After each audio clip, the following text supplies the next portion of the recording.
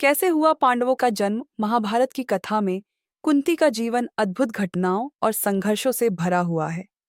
उनके जीवन का एक महत्वपूर्ण अध्याय ऋषि दुर्वासा द्वारा दिया गया वह वरदान है जिसने पांडवों के जन्म की कहानी को जन्म दिया और महाभारत के पूरे इतिहास को बदल दिया। आइए जानते हैं कि पांडवों का जन्म कैसे हुआ, लेकिन इससे पहले अगर आप भी चाहते हैं कि भगवान श्री कृष्ण जी की कृपा आप पर और आपके परिवार पर बनी रहे, तो इस वीडियो को एक लाइक करके आपके अपने चैनल संस्कृति की झलक को सब्सक्राइब कर दें और कमेंट बॉक्स में जय श्री कृष्ण लिखकर अपनी हाजिरी अवश्य लगाएं। कुंती का जन्म यदुवंशी राजा शूरसेन और उनकी पत्नी मारिशा के घर हुआ था। उनका नाम प्रथा रखा गया, लेकिन एक धार्मिक अनुष्ठान के दौरान शूरसेन और मारिशा ने अपनी पुत्री को कुंती भोज को दान में दे दिया। कुंती भोज ने प्रथा को अपनी पुत्री के रूप में अपनाया और तभी से उनका नाम कुंती पड़ा। कुंती बचपन से ही धर्मपरायण और सेवा भावना से पूर्ण थीं। एक बार दुर्वासा ऋषि, जो अपने क्रोध और तपस्या के लिए प्रसिद्ध थे, राजा कुंती भोज के पास आए।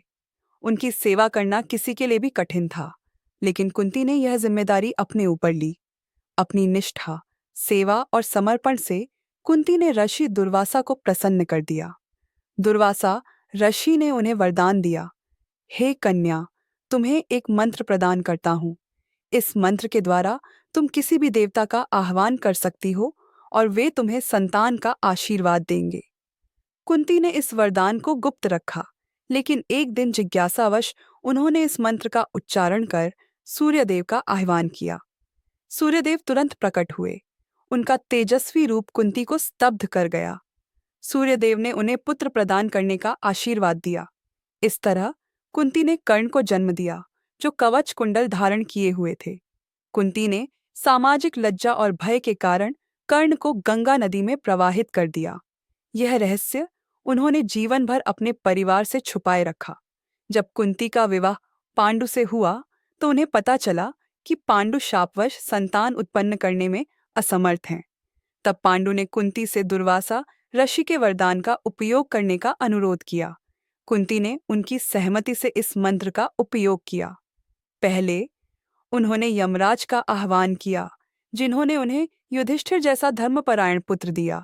युधिष्ठिर न्यायप्रिय और धर्म के प्रतीक बने। दूसरे, कुंती ने वायु देवता का आह्वान किया और उन्हें भीमसेन जैसा बलशाली पुत्र प्राप्त हुआ। तीसरे, उन्होंने इंद्रदेव को आह्वान किया, जिन्होंने उन्हें अर्जुन जैसा अद्वितीय धनुर्धर पुत्र प्रदान किया। इसके बाद पांडु की दूसरी पत्नी माद्री ने भी यह मंत्र कुंती से मांगा। माद्री ने अश्विनी कुमारों का आह्वान किया और उन्हें नकुल और सहदेव का आशीर्वाद मिला। माद्री की मृत्यु के बाद कुंती ने नकुल और सहदेव को भी अपनी संतानों की तरह पाला। वह पांडवों की माता बनकर उनके जीवन का मार्गदर्शन करती रहीं। पांडवों के साथ उनका संघर्ष भरा जीवन, महाभारत के युद्ध और धर्म के प्रति उनकी निष्ठा कुंती को भारतीय संस्कृति में एक आदर्श नारी बनाती है। ऋषि दुर्वासा के वरदान ने न केवल कुंती के जीवन को प्रभावित किया, बल्कि यह महाभारत की कथा का आधार भी बना।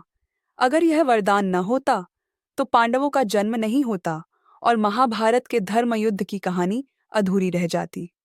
कुंती की कथा हमें यह सिखाती है कि निष्ठा, सेवा और धैर्य से किसी भी चुनौती का सामना किया जा सकता है।